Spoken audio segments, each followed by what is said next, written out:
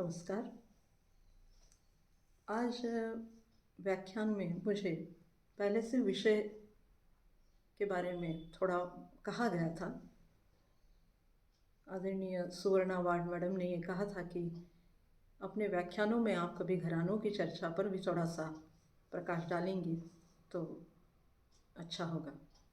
पर साथ में उन्होंने ये भी कहा था कि कुछ अलग दृष्टिकोण से घरानों की चर्चा यदि हो तो ज़्यादा ठीक रहेगा, क्योंकि प्रायः घरानों की चर्चा में लोग भिन्न भिन्न प्रकार के घराने और उनकी क्या विशेषता है और उनके कौन गायक है, उनके कौन गुरु है, ऐसी बहुत सी चर्चा होती है।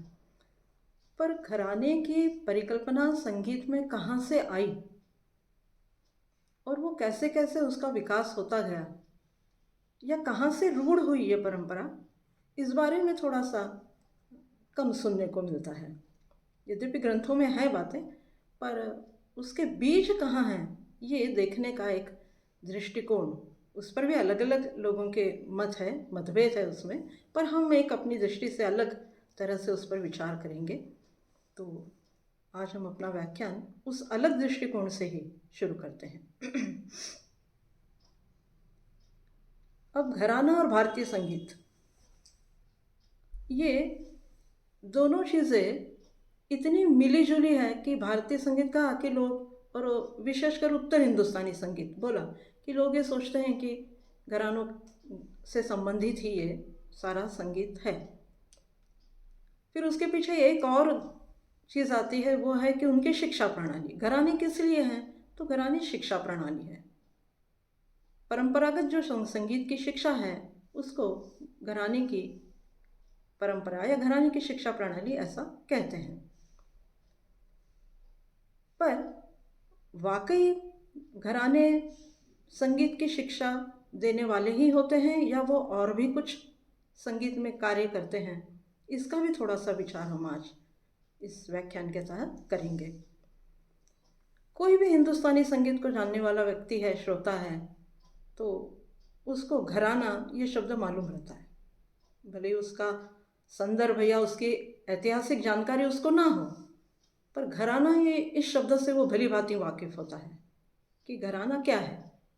कई बार हम किसी कार्यक्रम में जाते हैं तो हम कार्यक्रम शुरू होने के पहले थोड़ी सी श्रोताओं की आपसी चर्चा भी सुनते हैं, तो उसमें प्रायः 2-4 प्रश्न ऐसे होते हैं जो हर कार्यक्रम में हमको सुनने को मिलते हैं। वो ये होते हैं कि गाने वाला जो व्यक्ति है, कलाकार जो आया है, किसका शिष्य है, कौन गुरु है, कौन से घराने से संबंधित है, ऐसी सारी बातें और भी कुछ कुछ प्रश्न उसमें पूछे जाते हैं।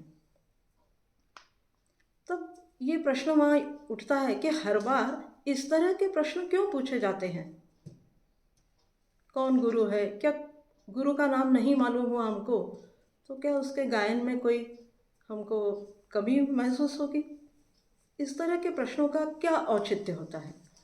तो इन सब का तात्पर्य केवल एक होता है कि श्रोता ये जानना चाहते हैं कि गायक जो है या कलाकार जो आया हुआ है गाने के लिए, वो किसी अनुशासन में है कि नहीं। इसका अर्थ ये होता है कि वो किसी घराने में अनुशासित तरीके से उसकी प्रतिष्ठा हुई है या नहीं।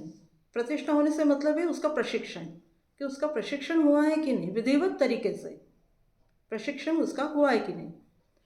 फिर क्या वो संगीत में इतने गहरे उसकी पैठ हो गई है क्या कि वो मंच पर आकर श्रोताओं के सम्मुख उपस्थित हो। ये दोनों प्रश्न उसमें सम्मिलित होते हैं। इसलिए घरानों की शिक्षा और कलाकार किस घराने से आया है, ये 2 मुद्दे वहाँ पर बड़ा महत्व रखते हैं। पर ये सब जानने के पहले वो घराना शब्द ही कहाँ से आया, किस लिए आया, किसने लाया, क्यों लाया, और आज वो प्रासंगिक है क्या शब्द, इस पर भी हम थोड़ी चर्चा आज करेंगे। संगीत जगत में बड़ा एक रूढ़ वाकया कहा जाता है कि जब कोई गायक तैयार होता है, जब मंच पर जाने की तैयारी उसकी हो जाती है, तब उसको हर बार ऐसा लगता है कि मेरे नाम के पीछे किसी न किसी परंपरा का, किसी घराने का नाम चस्पा हो जाए। अब ये क्यों ज़रूरी है? किसी घराने से या किसी गुरु का नाम आपको अपने पीछे लगाने की क्या आवश्यकता है? क्या आप स्वतंत्र रूप से सीख कर अपने आप को अभ्यासपूर्ण तरीके से तैयार कर मंच पर उपस्थित नहीं हो सकते क्या? हर बार आपको इसकी ज़रूरत क्यों पड़ती और बड़ी उसमें प्रतिष्ठा मानी जाती है? तो उसका क्या कारण है? तो उसका कारण ये कहा जाता है कि घराने का नाम जब चस्पा हो जाता है, तब श्रोता जो होते हैं वो कार्यक्रम शुरू होने के पहले ही उस गायक के गायन और उसके व्यक्तित्व के संबंध में एक सकारात्मक भूमिका अपने आप अपने मस्तिष्क में तैयार कर लेते हैं। और गायक को उस चीज़ का ये लाभ होता है कि चूंकि उसकी पृष्ठभूमि तैयार हो चुकी है, इसलिए श्रोताओं से संवाद करने में, अपने गायन के माध्यम से संवाद करने में उसको बड़ी सुविधा होती है। ये एक उसका कारण कहा जाता है। अब आप व्यावहारिक दृष्टि से विचार करें तो घराना क्या है? तो आप साधारण भाषा में ये कहेंगे कि घराना यानी परिवार। बहुत ही ज़्यादा भद्र भाषा में आप कहें तो आप कहेंगे कि कुटुंब, एक परिवार, उसमें 5-6 सदस्य, 8-10 सदस्य, जो भी संख्या है, सब एक जगह रहते हैं और उसको आप परिवार कहते हैं या उसी को आप घराना कहते हैं। पर घराना क्यों कहते हैं या परिवार आप उसको क्यों कहते हैं? तो एक कोई गुण विशेष या कोई एक विशेषता उनमें ऐसी होती है जो उस परिवार के सारे सदस्यों में समान रूप से मौजूद रहती है। वो कुछ भी हो सकती है विशेषता, वो शारीरिक विशेषता भी हो सकती है, वो बौद्धिक विशेषता भी हो सकती है, वो व्यावहारिक विशेषता भी हो सकती है, वो कलात्मक विशेषता भी हो सकती है। कोई एक गुण उनका ऐसा होता है जो उस परिवार के हर एक सदस्य में एक समान होता है। उदाहरण के लिए थोड़ी देर के लिए आप समझ लीजिए कि सरनेम। अब उस परिवार के हर एक व्यक्ति का वही सरनेम होता है और समाज में उसको उसी सरनेम से जाना जाता है। उस सरनेम से लोग समझ जाते हैं कि हाँ, ये इस परिवार का व्यक्ति है। इसी तरह से संगीत में किसी कलाकार को जानने का जो कुछ माध्यम है वो ये परिवार है, और वो परिवार माने ही घराना। अब ये घराने की परंपरा हमारे यहाँ बहुत पुरानी है।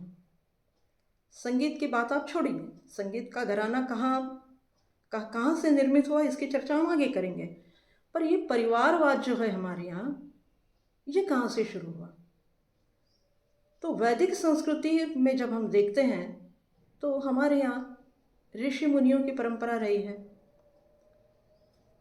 बहुत से ऋषि थे जिनके गुरुकुल थे और उसमें भी वो शिक्षा पद्धति चलती थी जिसको आप गुरुकुल की शिक्षा पद्धति कहते हैं। पर वो गुरु लोग जो होते थे, वो ऋषि तुल्य जो लोग, या ऋषि ही उनको आप कहिए, ऋषि मुनि जो होते थे, उनके नाम के अनुसार हमारे यहाँ, हमारी संस्कृति में एक गोत्र चलता है। उस ऋषि के नाम पर ही उस गोत्र का नाम होता है। किसी का काश्यप है, किसी का भारद्वाज है, किसी का कौशिक है, किसी का वशिष्ठ है, किसी का शांडिल्य है, किसी का विश्वामित्र है। ये सारे ऋषियों के नाम हैं और इन्हीं के नाम पर हमारे गोत्र चलते हैं। और हमारे हिंदू दर्शन में तो हम इतने आगे चले गए कि हम कहते हैं कि यदि एक ही गोत्र में आपका विवाह हो तो वो हमारे यहाँ मान्य नहीं है। क्यों? क्योंकि आप उसी ऋषि की वंश परंपरा के प्रतिनिधि हैं, उसी के आप वंशज हैं, इसलिए आप खून आपका एक है, आप खून के रिश्ते में हैं, इसलिए आप विवाह के लिए उस गोत्र में योग्य नहीं है। ये हमारे हिंदुओं की बड़ी, हिंदू संस्कृति में ये बड़ी प्राचीन मान्यता है। उसी को आप थोड़ा सा आधुनिक चिकित्सा विज्ञान की दृष्टि से देखें तो चिकित्सा विज्ञान तो ये कहता है, उसको उन्होंने अलग नाम दे दिया, गोत्र नहीं कहा, उन्होंने उसको कह दिया ये ब्लड ग्रुप एक नहीं होना चाहिए, रक्त समूह। देखिए बात वही है, नाम केवल बदल दिया गया है। और उसका आगे जाके वो कारण ये बताते हैं कि यदि दो विरुद्ध रक्त समूह को आप मिला दें तो किसी एक नए गुण विशेष का जन्म होता है जो हमारे स्वास्थ्य की दृष्टि से या हमारी बौद्धिकता की दृष्टि से या हमारे गुण विशेष की दृष्टि से बहुत अच्छा होता है। यही बात इतने पुराने प्राचीन समय में ऋषि मुनियों ने गोत्र के माध्यम से कह दी। बस वही चीज़ घराने की है। मुझे लगता है कि ये पूरा इसका जो बीज है, इसका जो मूल है, वो मूल इसी व्यवस्था में छुपा हुआ है। अब घराने के बारे में जब हम उसको परिभाषित करने जाते हैं, संगीत के घराने को, तो देखिए वो भी परिभाषा इन्हीं तथ्यों से मेल खाती है। वो परिभाषा है कि किसी विशिष्ट गुण विशेष का एक पीढ़ी से दूसरी, दूसरी से तीसरी, तीसरी से चौथी और फिर अनंत पीढ़ियों तक निरंतर हस्तांतरित होते रहना घराना कहा जाता है। अब भारतीय संगीत के इतिहास में 1850 से 1950, फिर 16वीं शताब्दी से 19वीं शताब्दी का पूर्वार्ध, और एक है 16वीं शताब्दी से 18वीं शताब्दी का उत्तरार्ध। ये 3 कालखंड ऐसे हमारे यहाँ कहे जाते हैं कि जिसमें इस घराने के बारे में या इस घराने का बीज इन कालखंडों में मिल सकता है, ये बात हमारे यहाँ कही जाती है। हर मत में वो अलग अलग समय है, इसलिए मूल रूप से ये कहाँ पर कौन से कालखंड में इसको रखना चाहिए, इस पर आज भी संगीत जगत में विवाद है। अब यहाँ पर 2 शब्द परिभाषा में आते हैं कि एक हस्तांतरित होना गुण विशेष का और एक स्थानांतरित होना गुण विशेष का। अब इनमें क्या फर्क है? तो हस्तांतरित का मतलब होता है कि आप आगे के लोगों को वो चीज़ सौंप देना, वो गुण विशेष सौंप देना, या उस गुण विशेष को आप अगली पीढ़ी में देने के लिए उस अगली पीढ़ी को तैयार करना। और स्थानांतरित का मतलब ये होता है कि वो जन्मजात आपके गुणों में आ जाना, ये होता है स्थानांतरित। तो गोत्र वाला जो पक्ष मैंने बताया वो स्थानांतरित है हमारे यहाँ, और जो हस्तांतरित वाला पक्ष है वो हमारे घरानों में आता है, क्योंकि गोत्र में बाहर के व्यक्ति का प्रवेश नहीं है। पर घराने में तो ऐसा नहीं है, घराने में तो शिष्य परंपरा बाहर के भी है, इसलिए वो हस्तांतरित है और ये स्थानांतरित है। ये 2 स्थानांतरित और हस्तांतरित का हमारे यहाँ विशेष फर्क हमको ध्यान देना चाहिए कि घराने में हस्तांतरित गुण विशेष है और गोत्र में स्थानांतरित गुण विशेष। अब घरानों पर बड़ी ही संगीत जगत में बहुत सी किताबें लिखी गई, बहुत से ग्रंथ लिखे गए, बहुत से शोध प्रबंध लिखे गए, बहुत से शोध पत्र पढ़े गए, बहुत से आलेख हुए, बहुत से वृत्तचित्र बने, बहुत सी लघु फिल्में बनी, बहुत से लघु चित्रपट बने, किसी घराने से संबंधित किसी विशिष्ट एक गायक पर लघु चित्रपट बने। और इतना सब होने के बावजूद भी आज भी घराने का मूल या घराने का बीज और घराने की प्रासंगिकता, इन चीज़ों पर अभी भी लोगों में वाद विवाद भी होता रहता है और चर्चा भी होती रहती है। कई बार चर्चा सार्थक भी होती है, पर प्रश्न ये उठता है कि इतनी सार्थक चर्चा होने के बावजूद, इतनी ग्रंथ संपदा उस पर निर्मित हो गई, इतना चाकचक्य उसमें हो गया, तो भी अभी निश्चिती कैसे नहीं है उसके अस्तित्व की या उसके जन्म के संबंध में कोई निश्चित प्रमाण हमारे यहाँ उपलब्ध क्यों नहीं होता? जो 3 कालखंडों की मैंने बात की वो भी मतांतर है, वो निश्चित ही नहीं है कि हाँ इसी कालखंड में घराने का जन्म हुआ, ये हमको मान लेना चाहिए। वो निश्चित नहीं है, वो केवल एक मत है, वो केवल एक अंदाज है। तो प्रश्न वहाँ पर बहुत सारे उठते हैं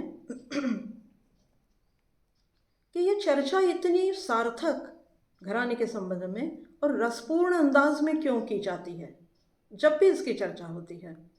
क्या इसके कोई कारण है, या इसकी शिक्षा पद्धति एक अलग है इसलिए उसकी वो पहचान बन गई है इसलिए उस पर चर्चा होती है? या फिर आखिर घराने में बार बार शरण लेने का क्या मतलब है, क्या फ़ायदा है उसका, क्या लाभ है? या घराने से संबंधित परंपरा के शरण में रहना या उससे अलग रहकर अपने गायकी का विकास करना, ये क्या परस्पर विरोध को दर्शाता है? या फिर घराने की जन्मभूमि की कहानी क्या है? या फिर घराने की आवश्यकता कब महसूस हुई, कब उसको आकार दिया गया? या फिर घराने की व्यवस्था और उसकी शिक्षा पद्धति क्या आज के समय में प्रासंगिक है? सबसे जटिल और सबसे कठिन प्रश्न भी है ये। ऐसे अनेक प्रश्न उभरते हैं, पर इन सारे प्रश्नों का उत्तर हम यदि खोजें तो मुझे लगता है शायद एक व्याख्यान हमको बिल्कुल ही पूरा नहीं होगा, अपूर्ण रहेगा वो। इसलिए हम आज केवल थोड़े एक दूसरे दृष्टिकोण से कि घराने के जन्म के बीज कहाँ संकरित हुए और कहाँ संक्रमित हुए, इस बारे में हम थोड़ा सा आज विचार करेंगे। अब ऐतिहासिक दृष्टि से आप उसको देखें तो हमको थोड़ा सा घराने का जन्म ढूंढने के लिए हमको थोड़ा इतिहास में ताक झांक करनी पड़ेगी, इतिहास को हमको थोड़ा सा टटोलना पड़ेगा। यदि हम इतिहास की 16वीं शताब्दी के बाद या आप कहिए कि 15वीं शताब्दी के उत्तरार्ध से हम यदि उसको देखना शुरू करें तो हमको भारत में एक विशिष्ट शहर की पहचान संगीत के क्षेत्र के लिए जो जानी जाती है उसकी होती है, और वो है ग्वालियर। 15वीं शताब्दी के उत्तरार्ध में ग्वालियर संगीत के लिए एक तीर्थ था। पूरे भारत भर के संगीत प्रेमी, संगीत शास्त्री और संगीत के विद्वान, संगीत के कलाकार, गायक, संगीतज्ञ और इसके अलावा साहित्य जगत के मतलब काव्य क्षेत्र के जितने भी लोग हैं उन सब के लिए ग्वालियर एक तीर्थ था। उसका कारण भी है कि मानसिंह तोमर का वहाँ पर शासन था। अब मानसिंह तोमर की दरबारी विशेषताओं को अलग रखते हुए हम केवल ये देखेंगे कि उनकी जो राजसभा थी उस राजसभा में एक तरह का विश्वविद्यालय संगीत का स्थापित था, और उस विश्वविद्यालय का पहला कोई शिष्य था तो वो था संगीत सम्राट तानसेन। उस राजसभाई विश्वविद्यालय के अनेक प्राध्यापक भी थे वहाँ, जिनमें बैजू थे, बख्शू थे और प्रवीण राय थी, जो अपने समय की बहुत अच्छी नर्तकी थी। इन सारे प्राध्यापकों का काम वहाँ उस विश्वविद्यालय में आए हुए शिष्यों को तैयार करना था। उसी विश्वविद्यालय में ग्रंथ निर्मित का काम भी हुआ, मानकुतूहल लिखा गया, उसके अनुवाद भी हुए, अनेक तरह की काव्यात्मक रचनाएं भी वहाँ उस समय हुई। तो एक तरह से लिखने का काम भी वहाँ पर बहुत कुछ हुआ, अनुवाद का काम भी वहाँ पर बहुत कुछ हुआ, क्योंकि मानसिंह ने पूरी संस्कृत साहित्य संपदा को, जिसमें हमारा ध्रुपद शामिल है गान शैली, उसका देशी में वर्गीकरण कर दिया था, देशी में अनुवाद कर दिया था। इसलिए वो भी काम, अनुवाद का काम भी वहाँ पर बहुत कुछ हमको देखने को मिलता है। तो इस तरह से पहला घराना जो है हम कह सकते हैं कि उसका बीज हमको कहाँ दिखता है। अभी वो संक्रमित नहीं हुआ, केवल दिखा हमको, उसकी छाया कहीं हमको दिखी, तो हम वो कह सकते हैं कि वो हमको ग्वालियर के राजसभा में दिखी। अब उसका उत्तरार्ध जब आप देखते हैं तो वहाँ पर कोई उपलब्धि नहीं है। मानसिंह की मृत्यु के पश्चात ग्वालियर खाली हो गया। ग्वालियर के सारे गायक जो हैं वो बिखर गए, और पूरा इतिहास का वो कालखंड ही ऐसा है कि जहाँ सांगीतिक या साहित्यिक कोई उपलब्धि आपको दिखाई नहीं देती। तो घरानों का विचार करना ही अपने आप में न्याय संगत नहीं है।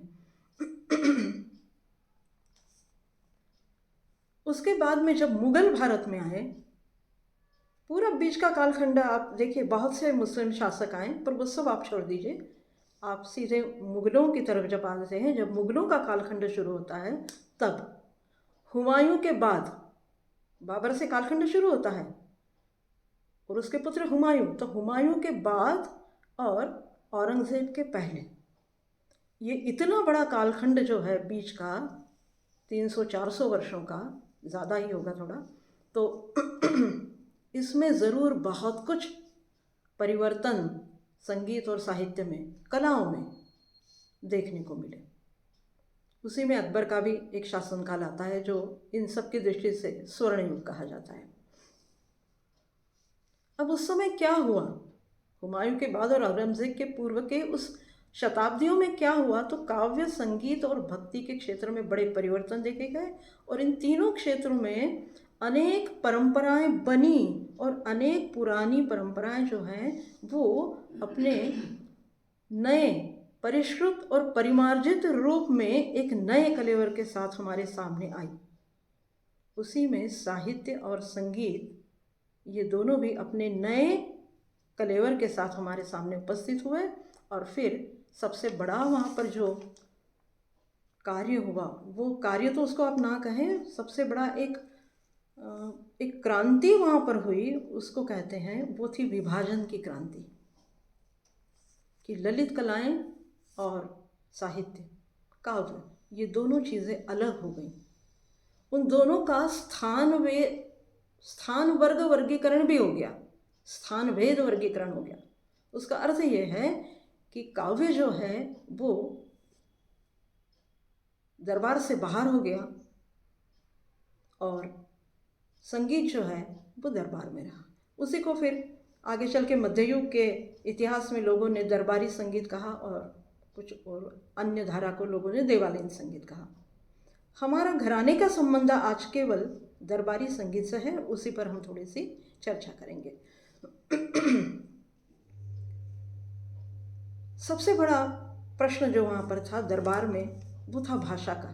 चूँकि मुगल संस्कृत से अनभिज्ञ थे, उनकी मूल भाषा, उनकी दरबारी भाषा थी, उनके दरबारी कामकाज की जो भाषा थी वो फारसी थी।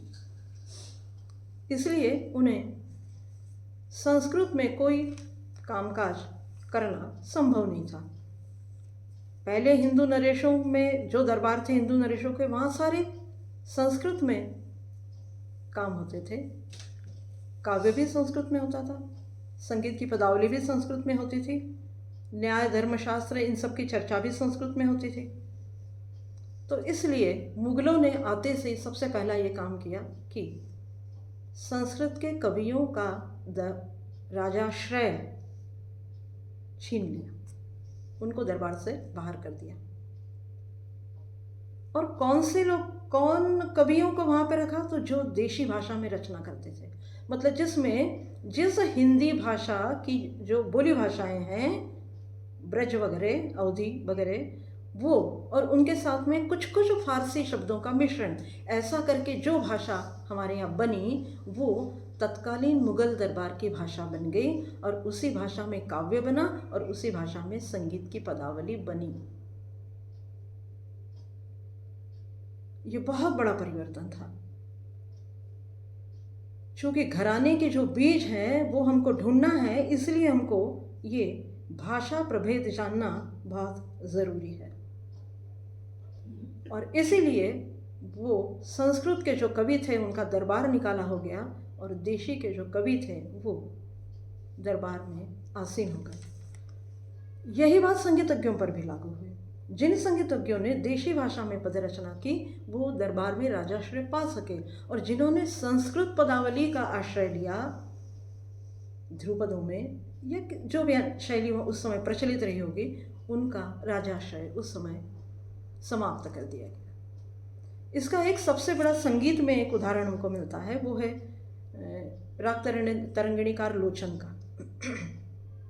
लोचन स्वयं बहुत बड़े दरबारी संगीतज्ञ और राजकवि, ऐसी दोनों उपाधियां उनके पास थी, और वो मिथिला के दरबार में दोनों पदों पर आसीन थे।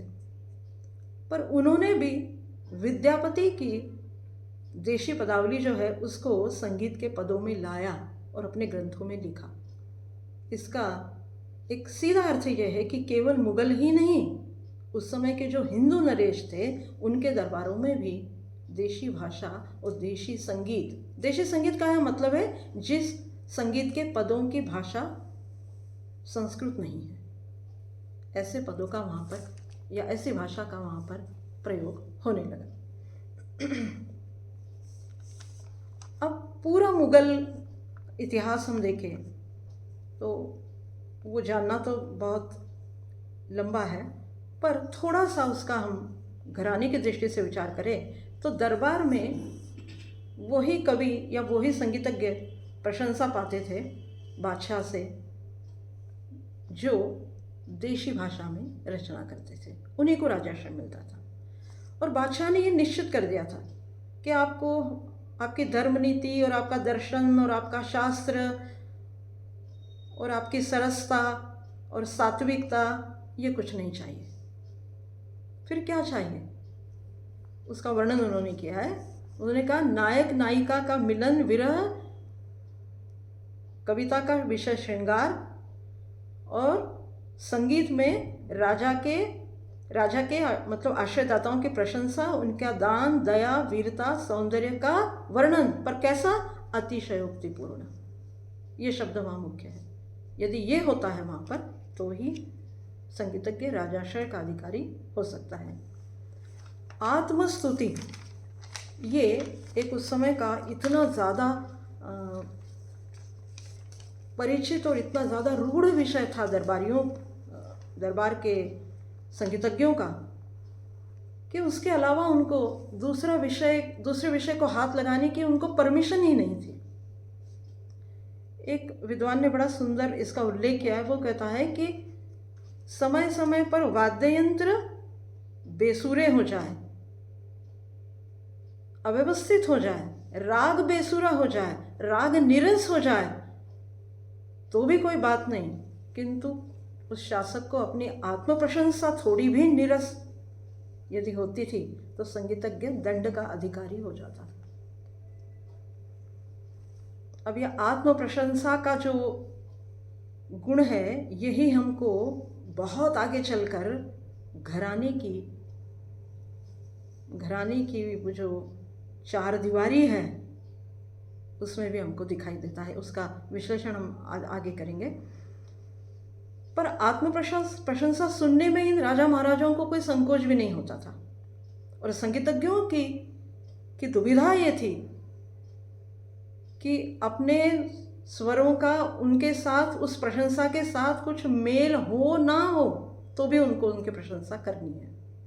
इतिहास में शिवाजी महाराज के संबंध में एक बड़ा वाकया दो है। एक राजस्थान के महाराजा है, उनके संबंध में भी कहा जाता है, और एक शिवाजी महाराज के संबंध में है।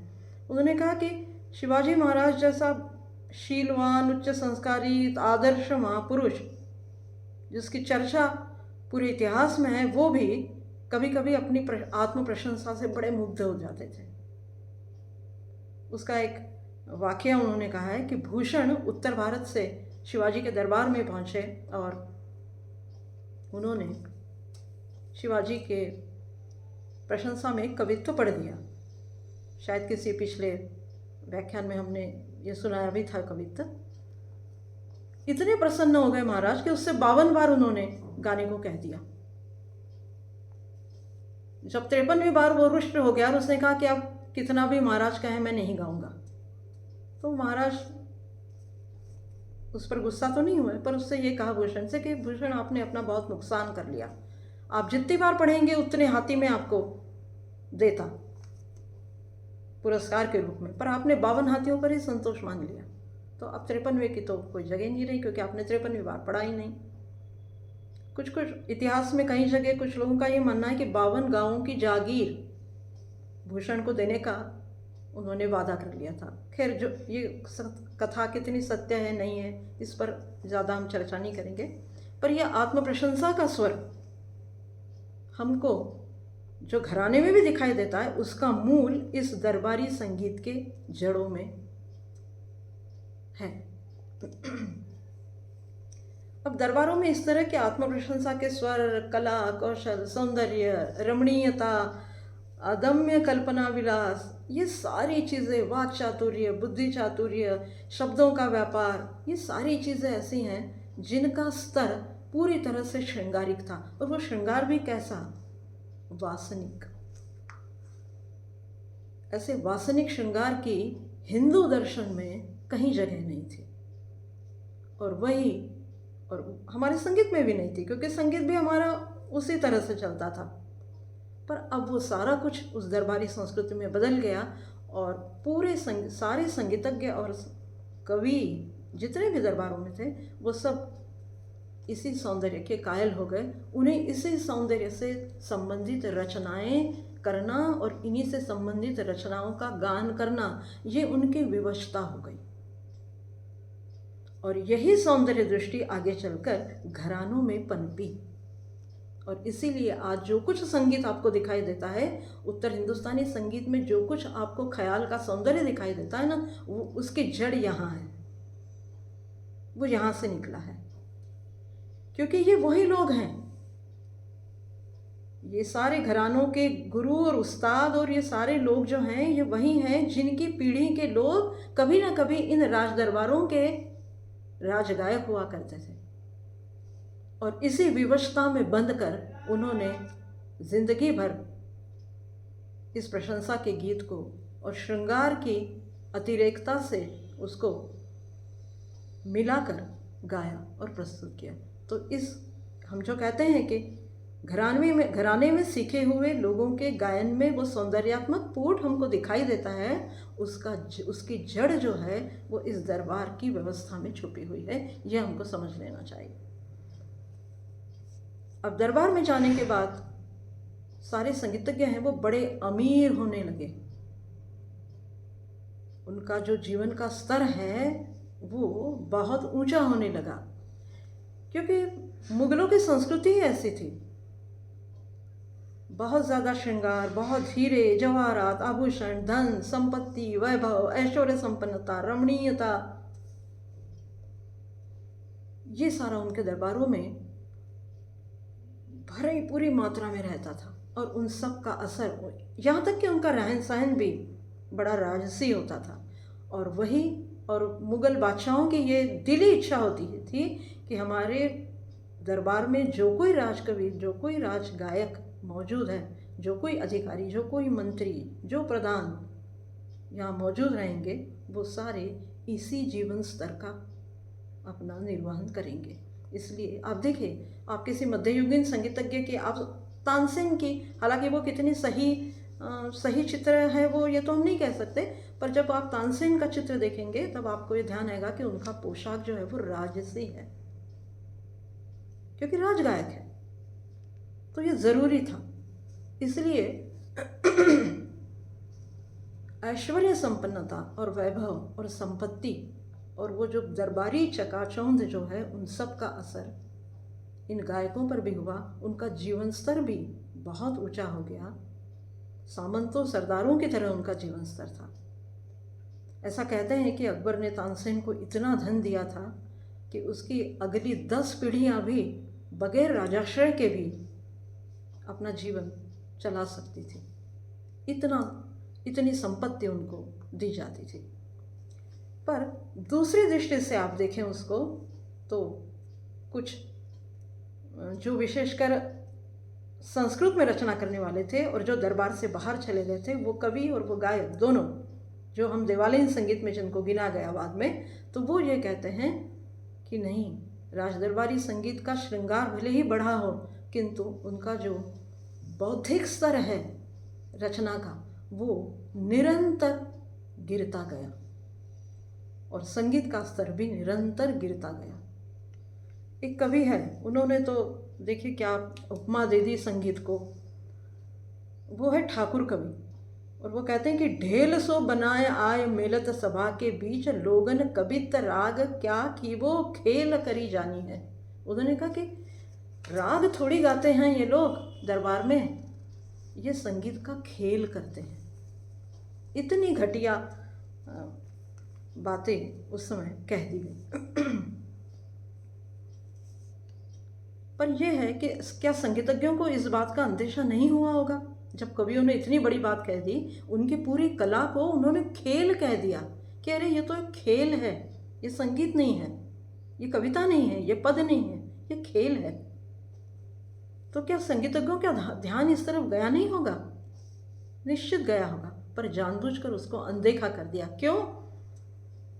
तो उन्होंने कहा कि अनगिनत स्वर्ण मुद्राओं की खनखनाहट इतनी ज्यादा थी कि उसमें संगीत का स्वर पूरी तरह से दब गया। और फिर स्तर दिनों दिन नीचे आता गया।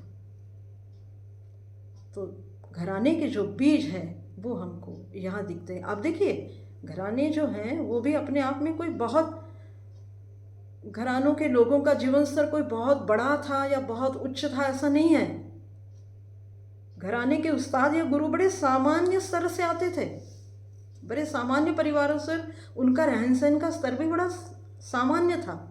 उसका कारण ये है कि एक समय इतना जीवन स्तर ऊपर होने के बाद उसमें जो गिरावट आगे चलकर आती गई वो इतनी नीचे आ गई कि फिर जब घराना जब संगीत चार दीवारी में कैद हुआ तो खाने के भी लाले पड़ गए।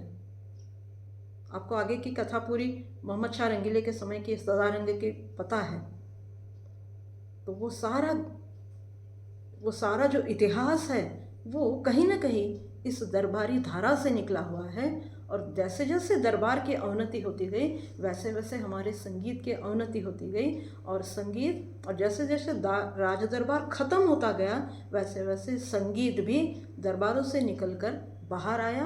बाहर उसको समाज में भी जगह नहीं मिली। ये एक और उसमें महत्वपूर्ण बात है कि उसको समाज में जगह नहीं मिली क्योंकि जो उसका गिरता हुआ स्तर था वो देखकर समाज ने उसको पहले ही नकार दिया। और समाज ने फिर अपना गायन और अपना संगीत और अपनी ललित कलाओं का शौक कहाँ पूरा किया? तो वो किया उन्होंने लोक संगीत में।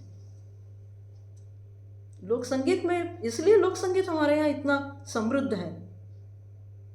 और वो मध्य युग में तो और ज़्यादा समृद्ध हो गया क्योंकि जैसे ही दरबार निकाला हुआ, जैसे ही दरबार का स्तर कम हो गया, जैसे ही संगीतज्ञों का स्तर नीचे नीचे आने लगा और समाज में उनको अपनाया ही नहीं गया।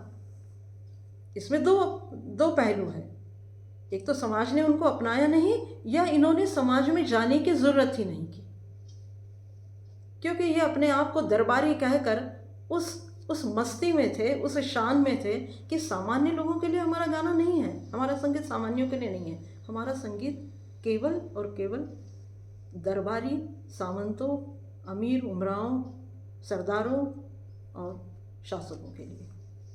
ये बहुत बड़ी तफावत समाज में थी और इसीलिए संगीत निरंतर गिरता गया।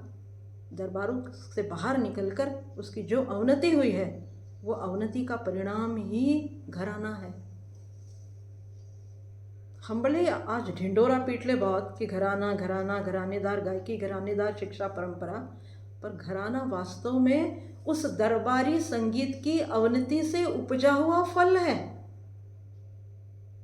या दरबार की अवनति से संगीत जो निकला उस गिरे हुए संगीत का एक पत्ता है घराना, जिसको हमने अब बड़ा सहेज कर रखा है। और अब तो मुझे लगता है इस ज़माने में तो शायद हम वो पत्ता भी सहेजने की स्थिति में नहीं रहे क्योंकि हमारी परंपरा ही बिखरने लगी है।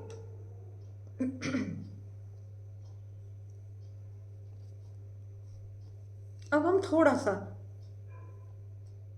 उसका वो हिस्सा देखेंगे घरानों का जिसके बारे में हम जानते हैं कि ये घराने हैं, इनके ये उस्ताद हैं, इनके ये गुरु हैं, इनकी ये परंपरा है, ये हम जानते हैं। थोड़ा सा उस बारे में हम थोड़ा सा ध्यान देंगे या उसकी चर्चा हम करेंगे।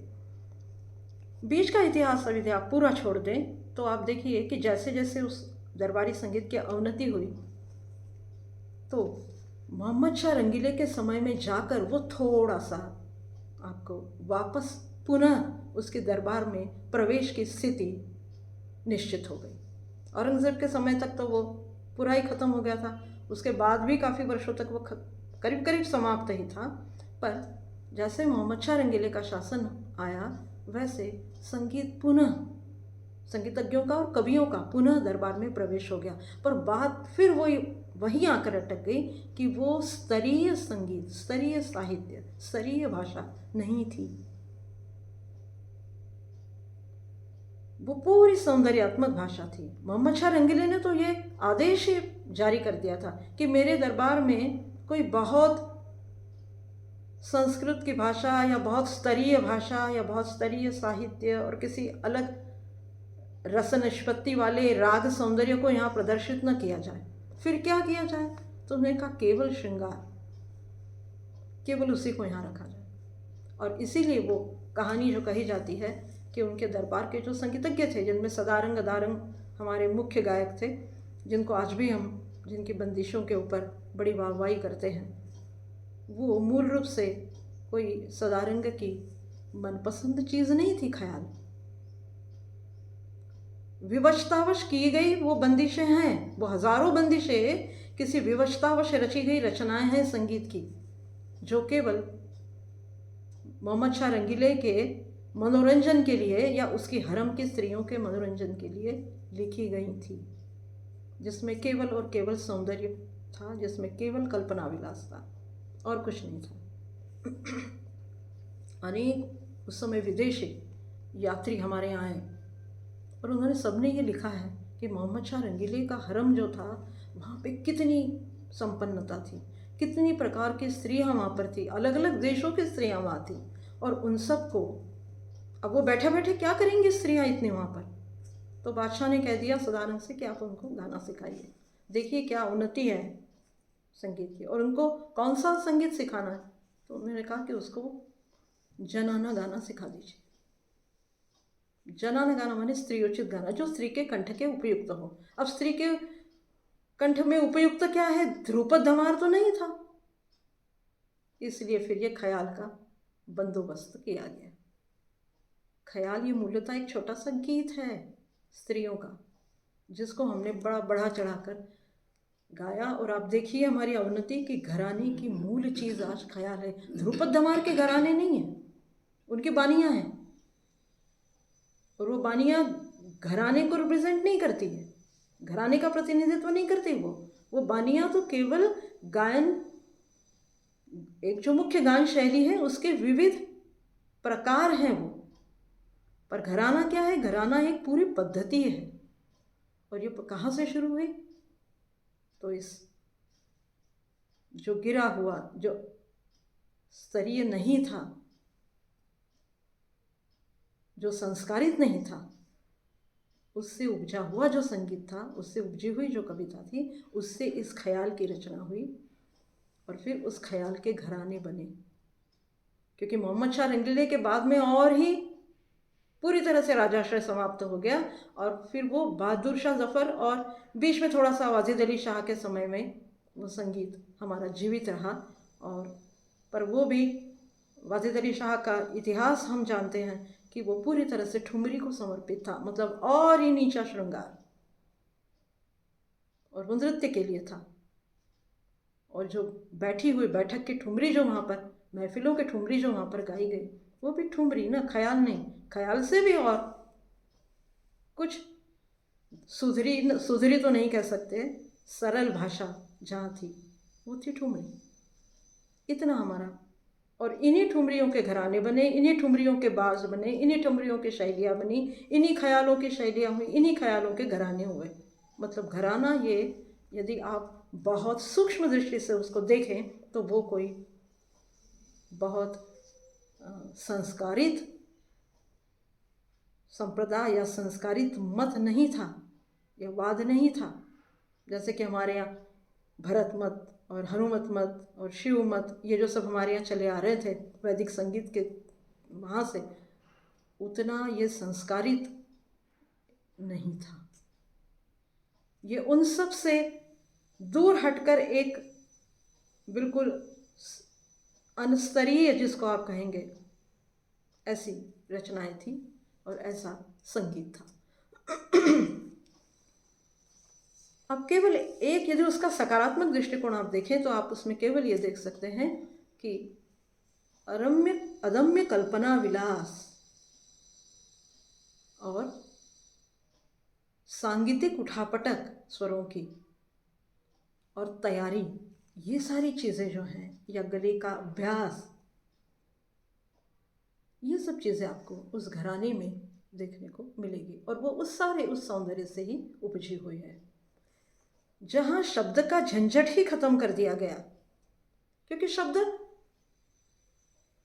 बाधक बनते हैं ना, ज़्यादा शब्द हो तो वो बाधक बनते हैं। ऐसे सौंदर्यात्मक संगीत के लिए शब्द बाधक बनते हैं, इसलिए घरानों में बड़ी बड़ी बंदिशों का निकाला कर दिया गया, छोटी छोटी रचना। इसलिए आप देखिए, ख्याल आपको 4 ही पंक्ति का मिलेगा, ठुमरी आपको 4 ही पंक्तियों की मिलेगी। उसका कारण ही ये है कि शब्द की बाधा सौंदर्य में, या शब्द का व्यापार संगीत में बाधक बनने लगता है, क्योंकि वो अर्थ की ग्राह्यता है उसमें। जब अर्थ से कोई लेना देना ही नहीं है आपका, संगीत में अर्थ से कोई लेना देना नहीं है, जब संगीत का स्तर घटा ना, तब उसमें सबसे पहला कारण यही था कि शब्द को बाहर करना। अर्थ की हमको कोई ज़रूरत नहीं, हमको तो केवल सौंदर्य की ज़रूरत है, हमको केवल स्वरों के सौंदर्य की हमको आवश्यकता है। इसलिए ये सारी चीज़ें आपको घराने में से भी बाहर की हुई दिखाई देंगी। और वो कहाँ से निकलना शुरू हुई बाहर? मोहम्मद शाह रंगीले के बाद में।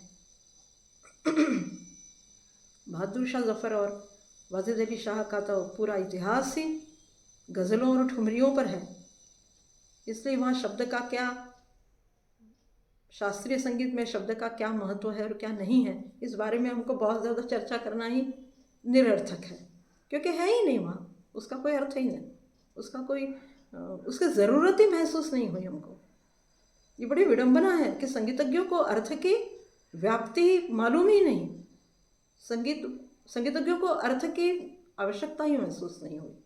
और इसीलिए हमारा संगीत जो है वो सौंदर्यानुभूति की तरफ बढ़ गया, और उसी के कारण घराने पनपे या घराने अस्तित्व में आए। अब उस सौंदर्य की शिक्षा कैसे दी जाए?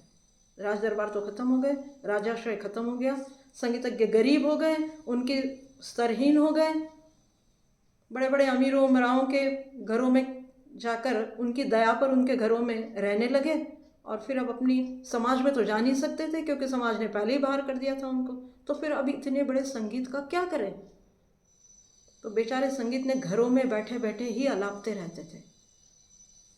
और फिर उन्होंने, अब ये हमारे साथ ख़त्म ना हो जाए, इसलिए उन्होंने अपने वंशजों को उसकी तालीम देना शुरू कर दिया, और तभी से उनके वंश परंपरा में वो संगीत आने लगा। और फिर बड़े बड़े खां साहब और बड़े बड़े अन्य भी संगीतज्ञ जो थे, उन्होंने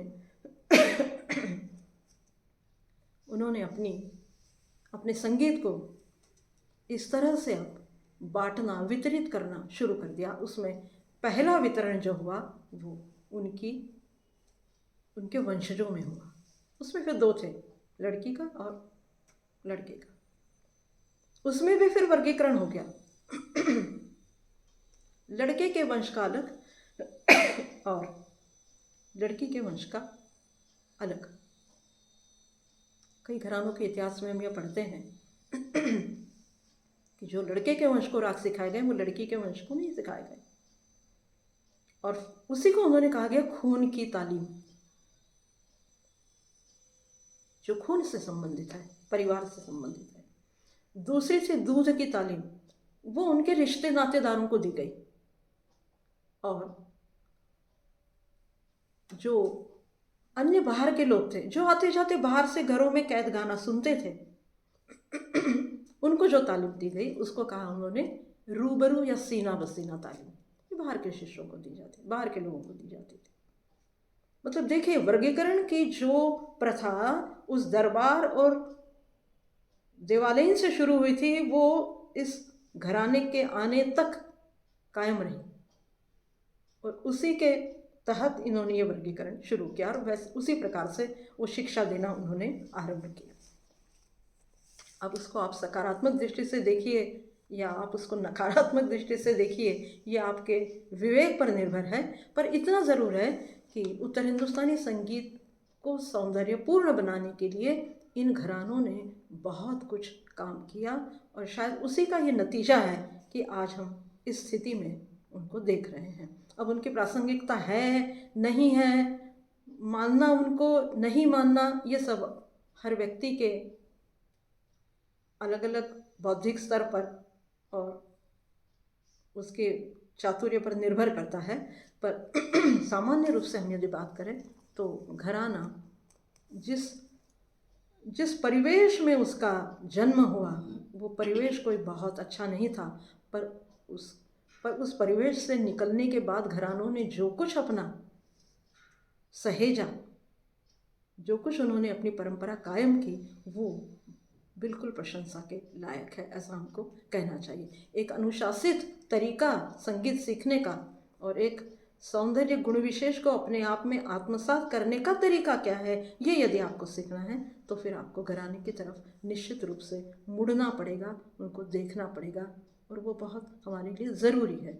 आज वो कितने प्रासंगिक है ये हम नहीं कह सकते, क्योंकि माध्यमों की इतनी अधिकता है हमारे पास कि हमको किसी एक घराने में जाने की ज़रूरत नहीं है। हम 10 घराने में जा सकते हैं, वो भी हमको स्वतंत्रता है, और हम 10 घरानों से लेकर हम अपना खुद का लोगों के समक्ष रख सकते हैं। हाँ, पर जहाँ परंपरा की बात आती है, जहाँ किसी एक मर्यादा रेखा पर चलने की बात आती है, वो उसके लिए आपको ज़रूरी है कि आप विधिवत शिक्षा यदि आपको चाहिए, वास्तविक सौंदर्य आपको यदि देखना है रागदारी संगीत का या हिंदुस्तानी संगीत का, तो आपको घरानों की ओर रुख करना चाहिए। वो हमारे लिए ज़्यादा ठीक रहेगा।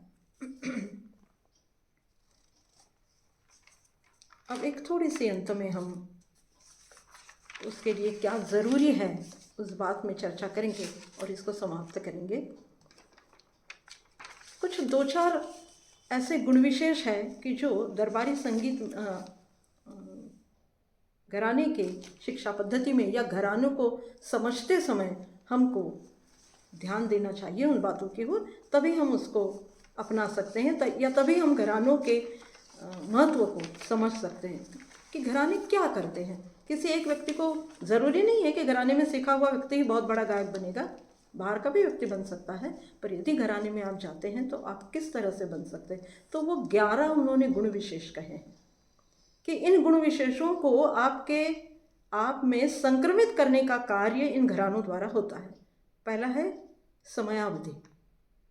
आप इसको इस तरह से देख सकते हैं कि इन चीज़ों को आपको ध्यान देना है, तभी आप घराने की शिक्षा प्राप्त कर सकते हैं। तो पहली है समयावधि, जिसका कोई बंधन नहीं है। आप ये नहीं कह सकते कि इतने समय में हमको ये आना चाहिए, नहीं, समयावधि का वहाँ कोई बंधन नहीं, कितना भी समय लगता। एकाग्रता, आपको एक ही तरफ देखना है। आप 10 जगह आपको ख्याल भी सीखना है, और आपको ठुमरी भी सीखना है, और आपको ध्रुपद भी सीखना है, और आपको सुगम भी सीखना, नहीं, ये नहीं हो सकता। एकाग्रता आपको होनी चाहिए। संगत और सोहबत बहुत बड़ा गुण है उसका, कि संगत क्या। अब संगत यानी तबले की संगत या हारमोनियम की संगत नहीं, संगत माने आप किसके साथ उठ बैठ रहे हैं, सोहबत जिसको कहा, तो वो ज़रूरी है। दूसरा उसके आगे है अनुशासन। आपको जो अनुशासन है वहाँ का, कि इतने घंटे सुबह रियाज, इतने घंटे दोपहर को तालीम, इतने घंटे शाम को अभ्यास, जो कुछ वहाँ का अनुशासन होगा वो आपको मानना जरूरी है। फिर बाद में है व्यवहार कुशलता। घरानों की ये पहली और बहुत बड़ी गुण विशेषता है कि वो व्यक्ति को केवल गायक नहीं बनाते, वो व्यक्ति को केवल कलाकार नहीं बनाते, वो उसको व्यवहार कुशल भी बनाते हैं। फिर है अनुकरण। अनुकरण की प्रवृत्ति आप में होना ही चाहिए, और यदि नहीं है तो वो आपको विकसित करनी पड़ती है, तभी आप घराने की शिक्षा में कदम रख सकते हैं। फिर है आसन स्थिरता। आपको एक जगह कितनी भी देर बैठकर गाने का अभ्यास करना ही है, आप हिल डुल नहीं सकते ज़्यादा, लगातार आपको उस आसन में बैठकर आपको सीखना है। फिर है अभ्यास, जो आपको अकेले को करना है, गुरु नहीं रहेगा समक्ष आपके। और फिर है गुरुनिष्ठा, आप कितनी निष्ठावान हैं गुरु के प्रति। और है शरणागति, आप कितनी तरह से अपने आप को समर्पित करते हैं गुरु के लिए। बड़े बड़े लोगों का हमारे सामने उदाहरण है कि कितने वर्षों तक गुरु के घर में सेवा की, हर प्रकार की, और फिर संगीत की प्राप्ति हुई। तो वो शरणागति और वो ज़रूरी है। और फिर है गुरुगृह में निवास। आजकल तो वो संभव कहने से के बजाय हम ये कहिए कि आजकल उसकी आवश्यकता नहीं रही। इतने साधन आपके पास हैं कि आप आ जा सकते हैं, पर उस समय में वो भी ज़रूरी था। और चौथा है आत्म प्रशंसा से दूरी या उसका अभाव। बहुत जल्दी मंच पर जाने की आपकी जो इच्छा है उसका परित्याग आपको करना पड़ेगा, तभी शायद आप घराने की शिक्षा में दाखिल हो सकते हैं या उसको आप समझ सकते हैं। अब इतने सारे गुणों को या इतने सारे बंधनों को देखने के पश्चात क्या होता है परिणाम? घराना क्या करता है? विशिष्ट ताल, विशिष्ट राग और विशिष्ट बढ़त के प्रकार जो हैं वो आप में आने लगते हैं। आपको विशिष्ट बंदिशें और उनकी अदायगी का क्या मंजर होता है वो दिखाया जाता है। एक विशिष्ट गान शैली की ओर ही आपको मोड़ दिया जाता है। फिर एक विशिष्ट गायन के अलंकार ही आपसे करवाए जाते हैं। फिर एक विशिष्ट स्वर लगाव की पद्धति से ही आपको स्वर लगाना पड़ता है। उसके बाद एक विशिष्ट उच्चारण प्रक्रिया हर घराने की अपनी अलग होती है। शब्दों का उच्चारण जो है वो हर घराने का अलग होता है। आप आगरे में जाइए तो उच्चारण अलग होगा, आप किराने में जाइए तो अलग होगा, ग्वालियर में जाएंगे तो अलग होगा। वो उच्चारण सीखना बहुत ज़रूरी है, जबकि उसकी ओर ध्यान नहीं दिया जाता। ठुमरी में तो ये और ही ज़्यादा ज़रूरी हो जाता है। और उसके बाद में है विशिष्ट आलापी, विशिष्ट तान प्रक्रिया और विशिष्ट उपज। ये भी अपनी अपनी खुद की स्वतंत्र है। आपकी खुद की अपनी उपज अलग है, पर वो उपज किस ढंग से आनी चाहिए इसका भी उत्तर आपको घराने में दिया जाता है, उस तरह से आपको सिखाया जाता है। ये इतने सारे गुण विशेष और इतने सारे बंधन कहिए आपको मानने पड़ते हैं।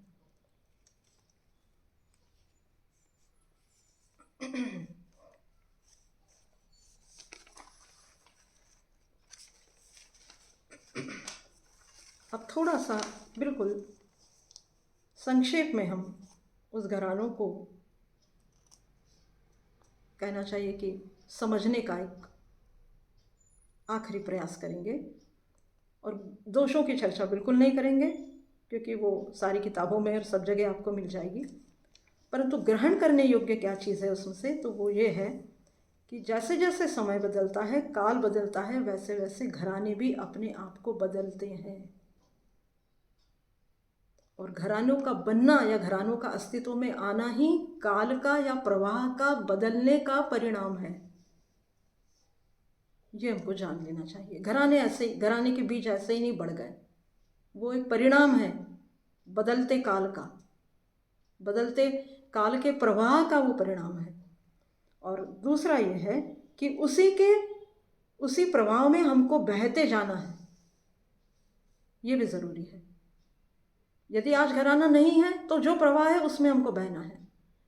पर यदि हमको घराने के साथ घराने के प्रवाह में चलना है तो फिर हमको घराने में भी जाने की आवश्यकता है। तो हमको ये निश्चित करना ज़रूरी है कि हम किसके साथ चलना चाहते हैं। हम घराने की शिक्षा के साथ चलना चाहते हैं, हम घराने की परंपरा में चलना चाहते हैं, या हम आधुनिक परंपरा में चलना चाहते हैं। इन दोनों का विचार हमको करना पड़ेगा, तब हम घरानों को समझ सकते हैं। और शायद इसी विचार प्रक्रिया का और प्रवाह का और विकास का जो अंतर है वो हमको समझ में आ सकता है। इसीलिए हमको निरंतर उस प्रवाह में बहते रहना चाहिए। घरानों के उस प्रवाह को हमको जानना चाहिए जो कभी किसी पिछली शताब्दियों से शुरू हुआ था और आज तक उसका प्रवाह अबाधित है। अवरोध आते हैं ना, प्रवाह में तो अवरोध आते हैं, पत्थर आते हैं, कंकड़ आते हैं, मिट्टी आती है, सब कुछ आता है। वैसे उस घराने में आ चुके हैं। ज़रूरत है किसी एक ऐसे व्यक्ति की जो इनको बाहर कर दे और वापस उस घराने का प्रवाह पीढ़ी दर पीढ़ी ऐसा ही चलता रहे। वो बंद हो गया है ये मैं नहीं कह रही, वो अभी भी निरंतर है, पर अवरोध उसमें ज़रूर कुछ नए नए माध्यमों के, नई नई साधना पद्धतियों के आ गए हैं, जिससे हमको दूर हटने की ज़रूरत है। एक दोहे में हम इसको समाप्त कर देंगे। दोहा आप जानते हैं, वो मैं इसलिए पढ़ रही हूँ कि उससे आपको घराने के अस्तित्व, उनका जन्म, उनके जन्म के बीज और उनकी प्रासंगिकता, इन तीनों बातों का महत्व समझ में आएगा। जो गुण विशेष मैंने उनके पढ़े, उसमें कबीर का एक दोहा है कि कबीर ते नर अंध है, कहते गुरु को और हरि रूठे गुरु ठौर है, पर गुरु रूठे तो नहीं ठौर। ये घराने के लिए बहुत आवश्यक है। बहुत पहले कबीर ने ये बात कह दी कि यदि गुरु आपके पास नहीं है तो फिर संगीत आपके बस की बात नहीं है, और इसीलिए घराने में जाना ज़रूरी है। एक और दूसरा व्यक्ति है जिसने भी यही बात कही, चरणदास। वो कहते हैं, जग माही ऐसे रहो जो अंबुज सर माही, रहे नीर के आसरे पैजल छुवत नाही।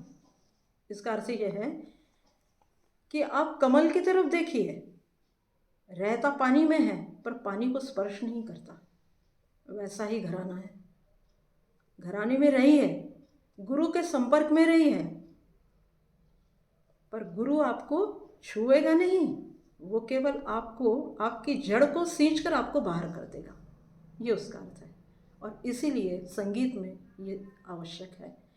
पूरे घराने का निचोड़ ही इन दोहों में आ गया है, समझ लगता है। और घरानेदार की शिक्षा या घराना हमारी भारतीय संस्कृति या भारतीय दर्शन के बहुत बड़े उदाहरण हैं, ये हमको मान लेना चाहिए। गुरुकुल रहे होंगे किसी ज़माने में, पर हमारे संगीत के गुरुकुल तो यही है, और इसी से हमारी शिक्षा पद्धति या हमारा संगीत उन्नत होता जा रहा है। अब आज इसी गुरु शिष्य परंपरा के, जिसको हम घराना कह रहे हैं, उसी घराने के कुछ लोग हमको आज भी मिल जाते हैं, और उन लोगों को याद करना या उन बड़े कलाकारों को और गुणी गायकों को याद करना हमारे लिए इसीलिए ज़रूरी है कि उस घराने के कुछ बीज आज भी उनके गायन में हमको दिखाई देते हैं। यदि हम उनको ढूंढने का प्रयास कर लें तो हमको निश्चित दिखाई देंगे। इसीलिए घराना बहुत आवश्यक है। उसको आप माने ना माने ये अलग बात है, पर घरानों ने हमारे संगीत शिक्षा को एक मुकाम दिया, एक आकार दिया, एक विस्तार दिया, एक पद्धति दी, एक परंपरा दी, एक मर्यादा दी, और हमारे पूरे सांगीतिक व्यक्तित्व का ही नहीं, हमारे संपूर्ण व्यक्तित्व का कुछ उदाहरण लोगों के समक्ष रखना है तो हमको घराने की ओर झुकना चाहिए। ऐसे ही एक घरानेदार गुरु का आज मैं यहाँ नाम लेना चाहती हूँ। वो अब हमारे बीच नहीं है। देखिए वो क्या है। आज इस गुरु शिष्य परंपरा का वारिस, मैं उसको पढ़ रही हूँ केवल, और एक प्रवाहक को काल ने हमसे छीन लिया। आप समझ गए होंगे मैं किसके बारे में बात कर रही हूँ। कल की ही बात है, जो अपनी गायकी और गायन, जिनका अभी बिल्कुल शबाब पर था, बिल्कुल फुला हुआ था, बिल्कुल बहार थी उनके गायन की, अभी वो लोगों में, अभी वो समाज में बहुत उनका गायन सुना जा रहा था। इसलिए वो कहा गया है कि परंपरा का ऐसा वारिस, ऐसा प्रवाहक जिसको काल ने हमसे छीन लिया, पर जिसकी गायकी और गायन अभी तो पूरे शबाब पर था, जिसकी गायकी और गायन से हम अभी सरोवार हो ही रहे थे, पर काल ने उस पर अचानक वार कर दिया, और हम रामपुर सहसवान घराने के उस अद्वितीय गायकी को और उस अद्वितीय गायक को हमसे काल ने जुदा कर दिया। मैं नाम ले रही हूँ आदरणीय उस्ताद राशिद खान साहब का, जो कल ही कालवश हो गए। तो ये पूरा हमारा जो आज का घराने का व्याख्यान है, ये हम उनके लिए, उनकी स्मृति के लिए समर्पित करते हैं और आपसे विदा लेते हैं।